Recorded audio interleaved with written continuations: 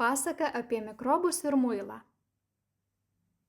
Gyveno kartą maži, bet labai smalsūs ir išradingi padarėliai. Mikrobai. Nors plika akimi jų niekas ir nematė, šie puikiai žinojo, kokie jie stiprūs. Mikrobai mėgo keliauti po skirtingas erdves, būtent įvairiausių paviršių, tačiau labiausiai jiems patiko vaikų delniukai. Vieną akimirką vaikų rankytės rinko akmenėlius, kitą žaidė su šuniuku, o trečią siekė sausainio iš lėkštės. Mikrobai manė, kad patekti ant rankyčių yra lengviausia, o iš tiesų taip ir buvo. Vieną dieną vyriausias mikrobas vardu Kadagys sušaukė visus į pasitarimą. Klausykite, draugai, šiandien mūsų laukia nauja misija – vaikų darželis. Ten yra labai daug vaikų rankyčių ir tai puikiai tinkanti vieta mūsų planams.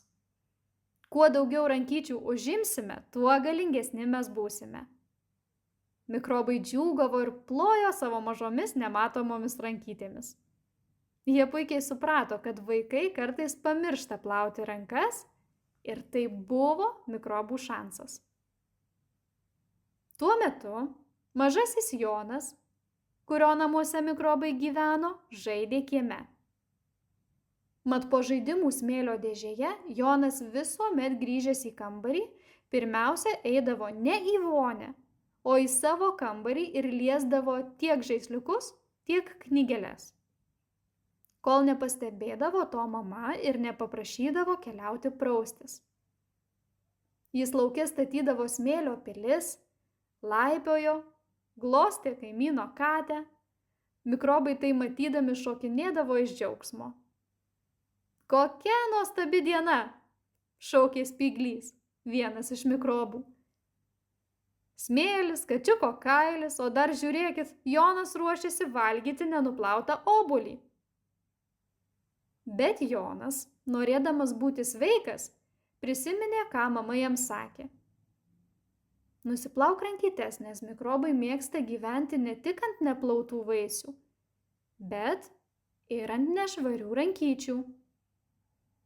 Mikrobai sustingo tai išgirdę. Jie pradėjo šnibždėtis. Tik ne muilas. Gal Jonas pamiršo apie muilą? Tačiau Jonas nieko nepamiršo. Jis nubėgo į vonią, atsuko čiaupą ir paėmė muilo gabalėlį. Vos tik muilas palietė jo rankas, prasidėjo tikras nuotykis. Putos ėmė plėstis, suktis ir kilti aukštyn burbuliukais, kaip maži balti debesėliai. O mikrobai tuo tarpu puolė į paniką. Gelbėkit! Rėkė Kadagys. Putos mane užtvindys. Nepanikuokite, šaukė kitas mikrobas. Ieškokite slėptuvių. Bet muilas buvo stipresnis. Jis pateko į visus tarpus tarp pirštelių, ant delniukų, ant rankyčių viršaus. Mikrobai buvo bejėgiai prieš muilo galią. Jie slydo kartu su vandeniu ir dingo kriauklėje. Tarsi vandens kalneliais leidosi vamzdynų. Tiesa, nebuvo jau tai blogai, nes jie juk mėgsta nešvarumus, o šių ten pilna.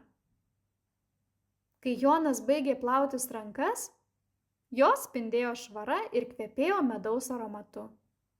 Mikrobų nebeliko nei vieno. Jonas, linksmas ir patenkintas, nubėgo valgyti obuolio, o mikrobai atsidūrė kažkur žemai kanalizacijoje.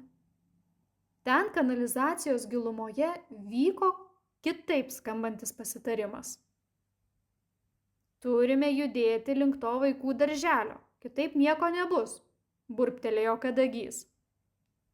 Bet netrukus, besišnekučiuodami, jie suprato, kad ir kiti vaikai nebus toks lengvas taikinys, nes darželyje yra mokytojos, kurios lygiai taip pat primena apie higienos svarbą vaikams, kaip ir namuose juos mylinčios ir saugančios mamos.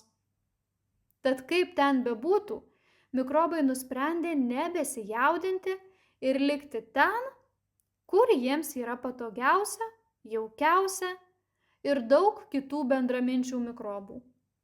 Vamzdynuose. O namuose, darželiuose ir mokyklose, lai aplinka būna švari, o mes sveiki.